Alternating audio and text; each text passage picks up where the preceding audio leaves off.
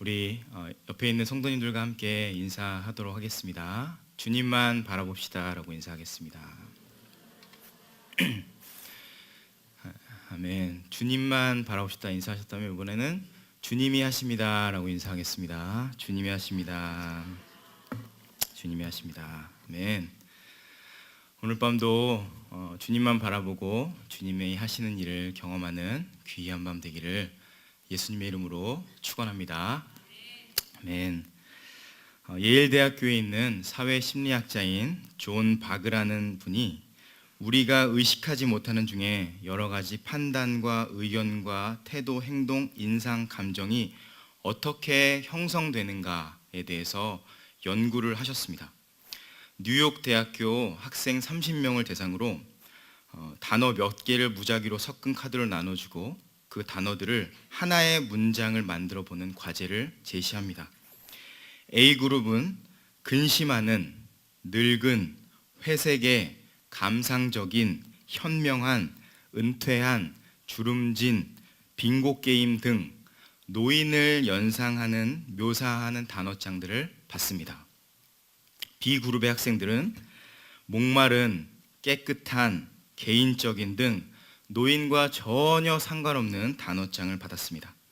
학생들은 이것이 언어 유창성에 대한 실험인 줄 알고 막 조합을 해서 적극적으로 참여합니다.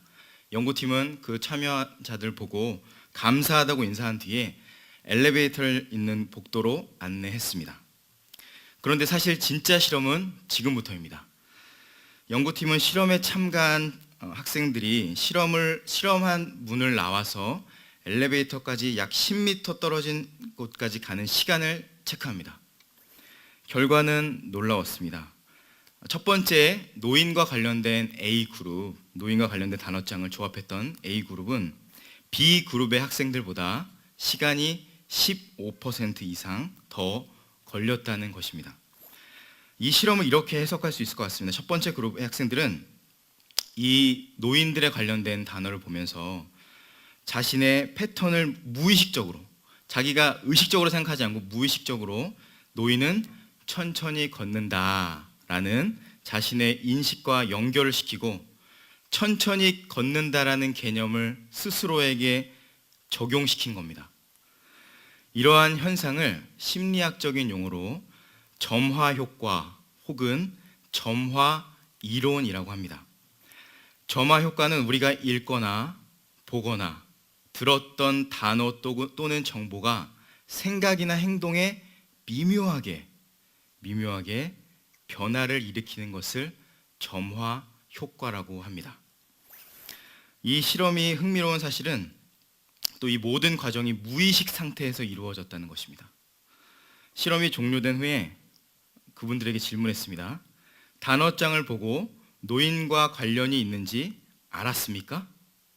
그런데 놀랍게도 아무도 노인과 관련된 것을 몰랐습니다.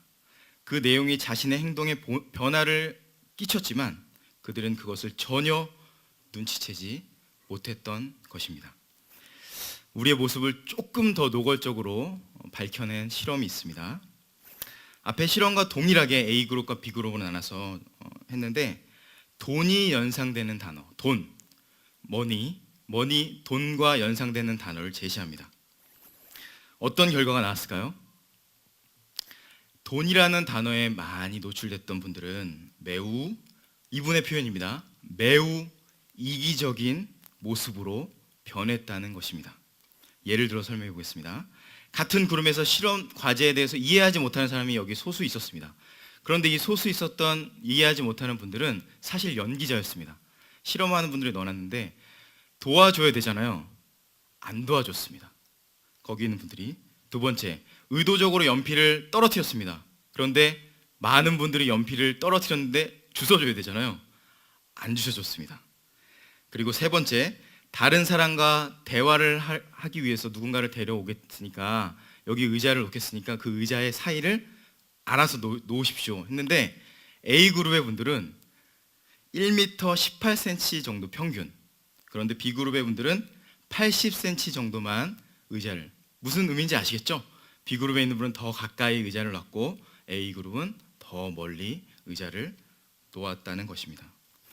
돈에 점화된 이들은 다른 사람들의 간섭이나 요구, 부탁을 받아들이기를 꺼려했고 이기적이고 개인주의적인 생각이 그녀를 지배하고 있었던 것입니다. 독일의 대문호인 마틴 발전은 이런 명언을 남겼습니다. 우리는 우리가 읽은 것으로부터 만들어진다. 저는 명언을 만들 수 없지만 명언을 약간 바꿔서 여러분에 이렇게 도전하고 싶습니다.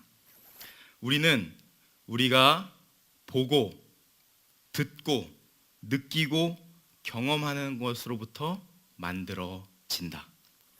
이번 주 여러분 어떤 것을 보고, 듣고, 만지고, 경험하고, 생각하고, 묵상하며 살으셨습니까? 어떤 것에 혹은 누구에게 점화되면서 한 주간 사셨습니까? 수많은 대중매체와 신문, 그리고 인터넷, 스마트폰, 많은 세상의 친구들을 우리가 만나면서 무의식적으로 우리는 새 속에 물들어가고 젖어가고 있습니다. 거기에 점화되고 있는데 우리는 전혀 인식하지 못합니다. 스스로 여러분 질문하시고 계속 점검하셔야 됩니다. 특별히 내가 생각하는 것 중에 나라는 단어가 많이 생각되면 심각한 겁니다. 나만을 끊임없이 생각하고 나. 다른 사람에 대해서 부정적인 감정과 부정적인 안 좋은 생각들, 복수심과 분노에 불타고 있다면 스스로 철저하게 이 시간 말씀과 성령 앞에 철저하게 여러분의 모습을 들여보셔야 합니다. 반대로 성령님, 예수님, 하나님께 우리의 삶을 점화하는 삶을 살아오신 분들은 내면의 평안과 기쁨이 물밀듯이 밀려올 것이라 확신합니다. 저는 모르긴 몰라도 여러분은 아실 거고 하나님은 아실 겁니다. 그리고 여러분의 얼굴이 그렇게 보여지고 있을 것입니다. 저는 잘 안 보입니다, 사실 여기서. 하지만 하나님이 여러분의 모습을 보고 여러분의 내면 가운데 누구와 점화하고 무엇과 점화했는지를 철저하게 보여질 것입니다. 말씀을 준비하면서 이렇게 기도하면서 준비했습니다. 주님, 이곳에 말씀을 들고 또 듣는 많은 사람들에게 성령께서 충만하게 임하셔서 잘못되고 세속적인 가치관들은 싸그리 잡아서 없애주시고 상처나고 상한 몸과 영혼은 예수님의 보혈로 완전하게 깨끗하게 치유받는 은혜를 내려달라고 기도했습니다. 삼위일체 하나님의 은혜가 예배 가운데 우리 가운데 임하시고 충만하게 넘쳐서 사실 우리도 모르게 세상의 때와 꼬질꼬질한 냄새로 가득 차 있는 우리의 영혼과 육신이 주님의 은혜로 거듭나고 다시 태어나는 기적의 밤이 되게 해달라고 제가 기도했거든요. 이렇게 기도하면서 여러분의 그 기도, 오늘 금요 성령 기도회잖아요. 이 기도 가운데 이 기도를 통해서 우리의 모든 것이 주 안에서 새롭게 되고 살아나는 역사가 있기를 주의 이름으로 축원합니다. 우리 다시 한번 좀 인사하겠습니다. 좀 길지만 기도하는 마음으로 인사하겠습니다. 오늘 기도회를 통해서 권사님 혹은 장로님, 목집사님이 살아나게 될 것입니다. 우리 선포하시면서 좀 길었나요? 기도회를 통해서 살아나게 될 것입니다. 인사하겠습니다. 기도회를 통해서 살아나게 될 줄로 믿습니다. 아멘. 아멘. 그러므로 기도는 엄청난 겁니다. 엄청난 것. 아무리 제가 여기서 강조하고 춤을 추고 소리를 질러도 지나치지 않을 정도로 기도는 엄청난 힘을 가지고 있습니다.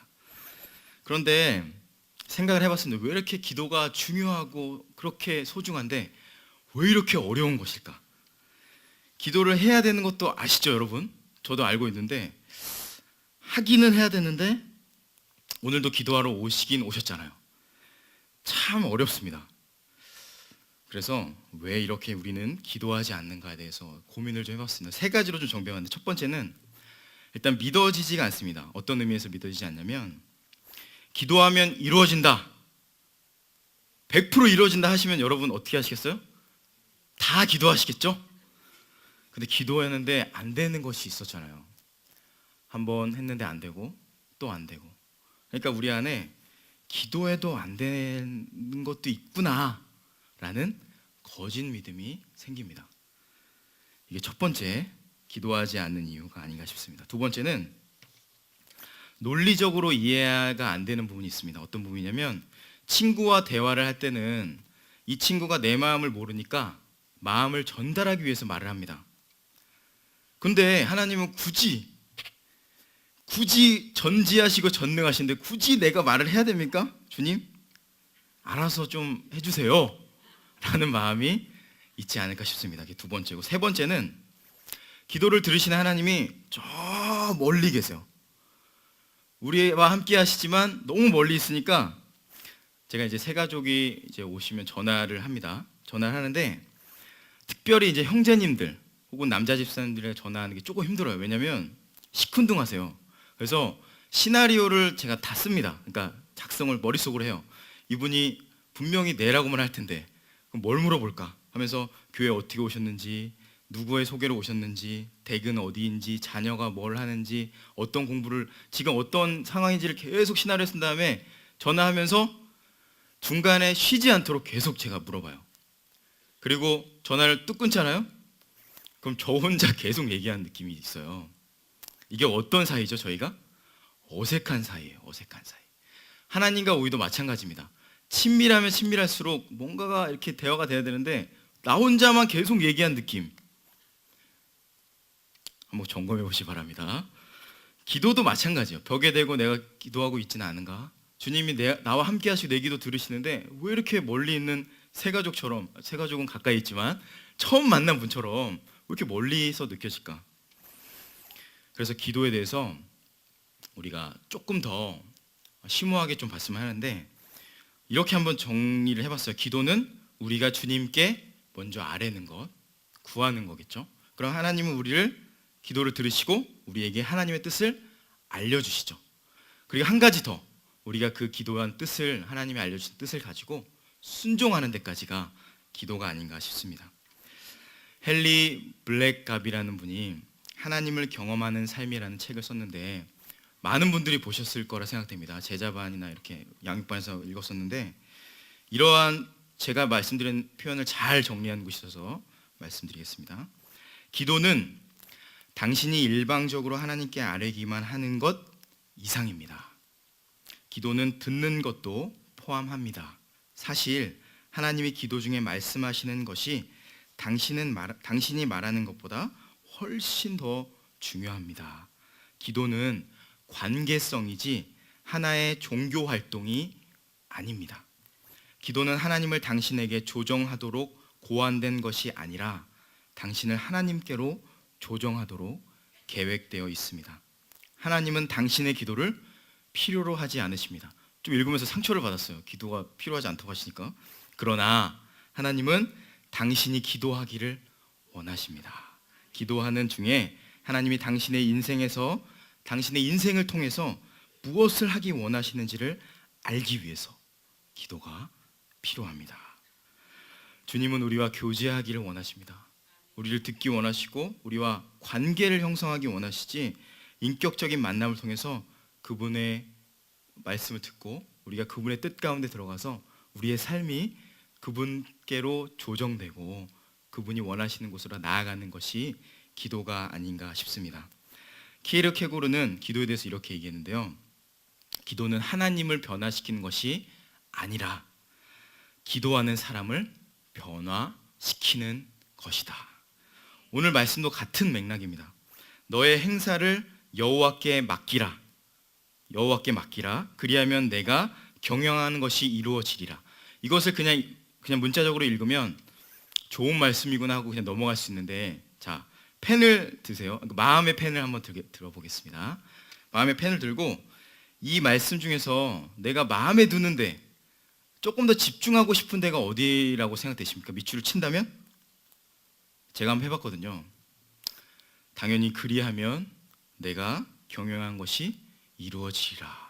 밑줄 5개, 별표 10개 치게 됐습니다. 당연하죠. 여기에다 더 집중하는 것이 우리입니다. 당연히 경영하는 것, 사실 앞에 글은 뭐가 나와도 상관없어요. 뒤에 있는 것이 더 나에게 중요하기 때문에 이 뒷문장에 훨씬 더 집중하는 것이 우리입니다. 바로 이것이 우리의 죄성인데, 나만 생각하는 죄의 본성이 또 여기서도 드러납니다. 말씀을 보는데도.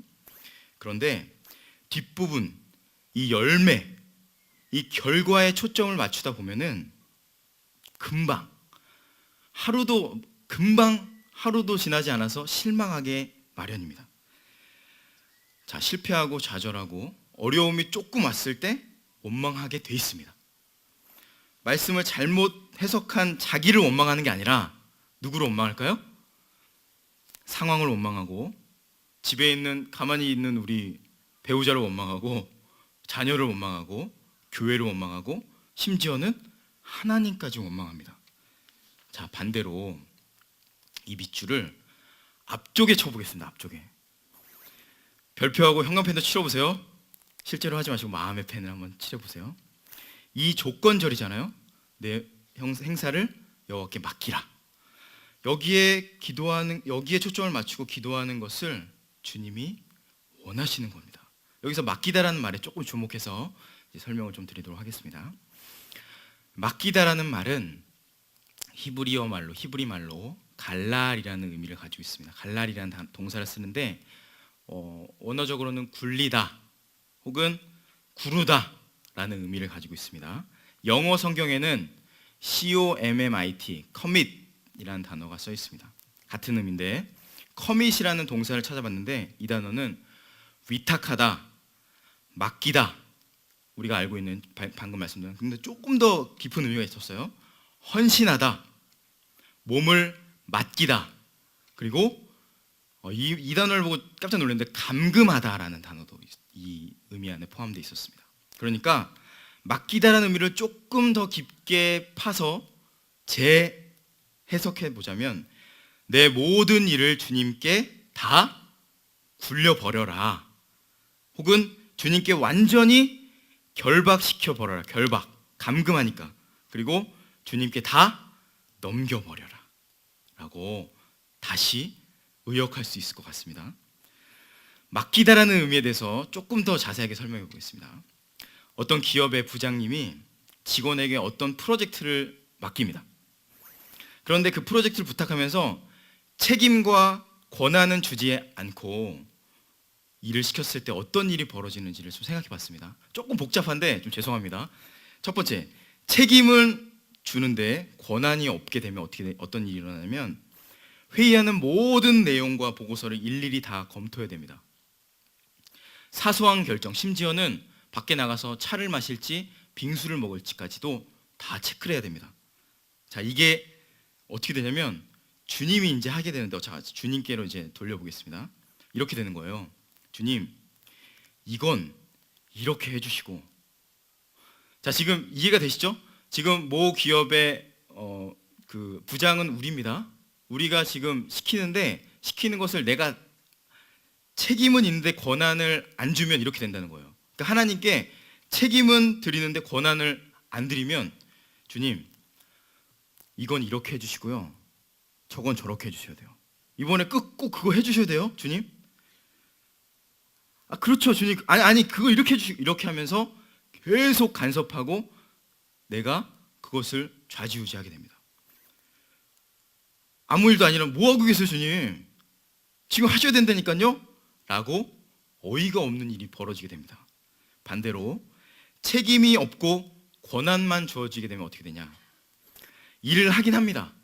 이분이 이제 일을 하긴 하는데, 자신이 정말 이 상사로부터 내가 신뢰를 받는 건가, 시켜서 하는 건가 하긴 합니다. 대충 시킬 사람 없어서 시킨 건지, 그냥 걸려 넘어져서 나 시킨 건지 긴가민가 하게 됩니다. 이렇게 되는 겁니다. 우리 입장에서, 주님, 제가 책임질 테니까 주님은 그냥 여기 계세요. 예배당에 나오지 마시고 밖에서 제가 일할 때는 좀 가만히 좀 계세요. 불안할 때 잠깐씩 나오셔서 불안한 마음을 잠재울 수 있는 말씀 한 구절 정도만 제 마음 깊이 새겨주시고 여기 계세요. 이상하죠? 둘 다 좀 죄송한 표현하겠습니다. 지가 하나님이 되고 하나님은 허수아비로 만들어 버리는 모습입니다. 우리 하나님은 인격적인 분이세요. 인격적인 분이세요. 우리의 모든 일을 주님께 완전히 맡길 때에는 우리의 책임, 권한, 플러스 뭘 드려야 될까요? 과정, 결과 다 주님께 드리는 것이 맡기는 겁니다. 아멘? 전부 다 드려야 됩니다. 몽땅. 완전히 다 굴려버리고 그분에게 묶어버리고 진정으로 맡기는 것이 맡기는 겁니다. 이렇게 되면 어떻게 될까요? 우리의 기도가? 우리의 기도가 걱정과 근심과 투정, 아까 말씀드렸죠? 막 따지고 어처구니가 없죠. 지금 하나님 봤을 때 따지고 협박하고. 그런데 이 기도가 기대와 기쁨과 감사의 기도로 바뀌게 되는 겁니다. 똑같지만 내가 드리는 기도가 주님께 모든 것을 맡겼을 때 완전히 다른 기도로 바뀌게 되는 겁니다.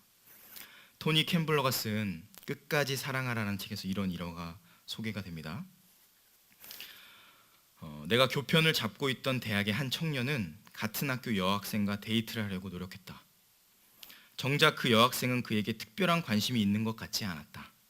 그래서 그는 내 사무실에 찾아와 여학생의 마음을 돌이키려면 어떻게 해야 하는지 상담을 청했다. 그는 기도하면 되지 않느냐고 물으면서도 과연 그래도 되는지 궁금해했다. 나는 말했다. 어쨌거나 기도로 능치 못할 일이 없다고 하지 않습니까? 그는 내가 자신의 노력에 동참해 주기를 바랬다. 야고보서 5장 16절 가지고 이제 한 것 같아요. 의인의 강구는 역사하는 힘이 큼이니라는 말씀을 읽었기 때문에 이분은 이제 스스로 이렇게 생각했던 것 같아요. 이 청년이 나를 의인으로 생각하고 있구나 하는 생각에 잠시 우쭐했지만 그렇다고 말도 안 되는 그의 계획을 따를 수는 없었다.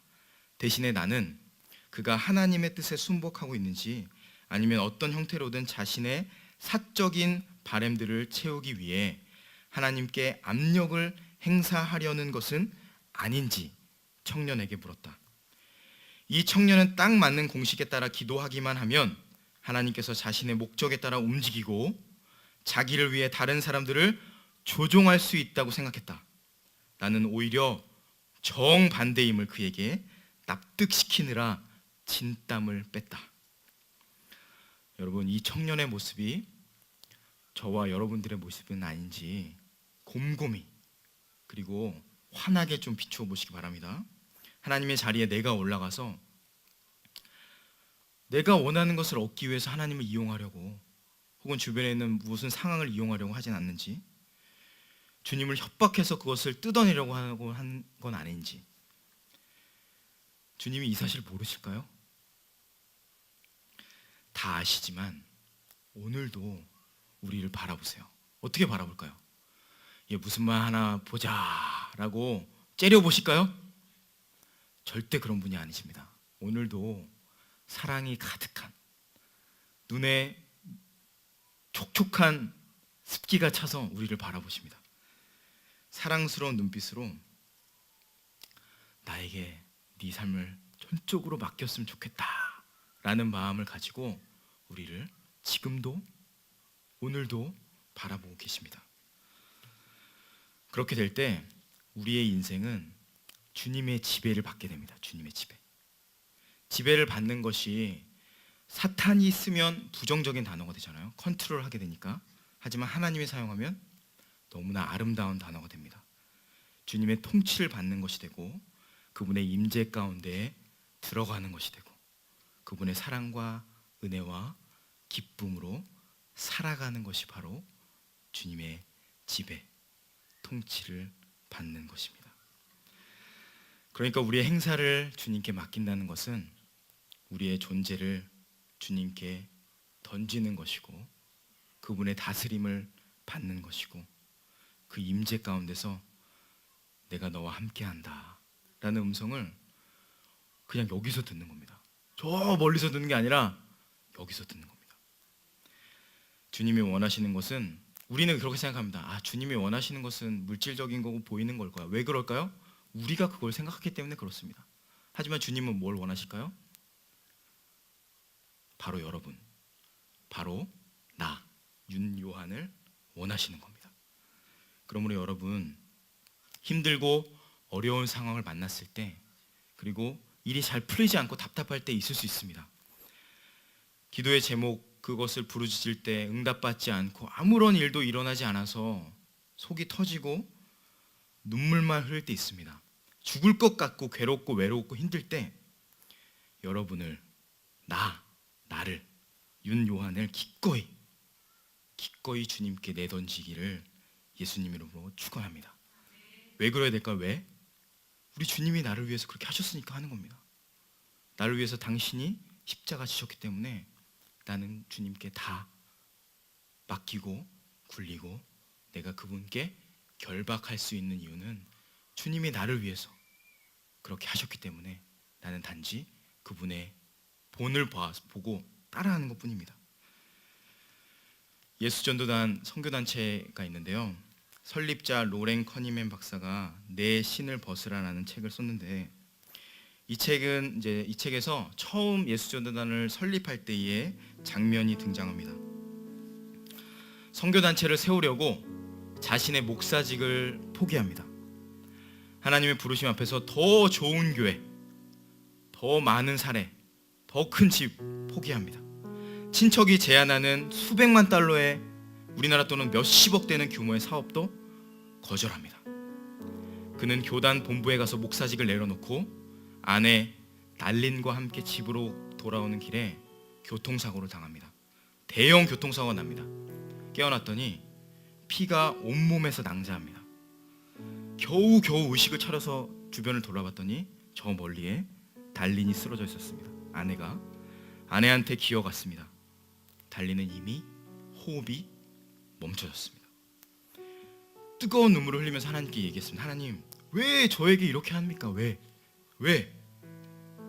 다 이렇다는 생각으로 완전히 포기하고 싶을 때 하나님이 이렇게 말씀하십니다.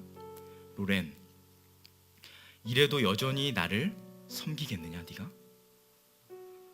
로렌은 사막의 하늘을 바라보면서 하나님께 이렇게 얘기합니다. 예 주님, 그래도 당신을 섬기겠습니다. 이제 내 인생에 남은 것이라고는 이 목숨밖에 없습니다. 이것도 당신께서 원하신다면 거두어 가실 수 있습니다. 주님이 다시 이렇게 말씀하시더래요. 달린을 위해서 기도해라.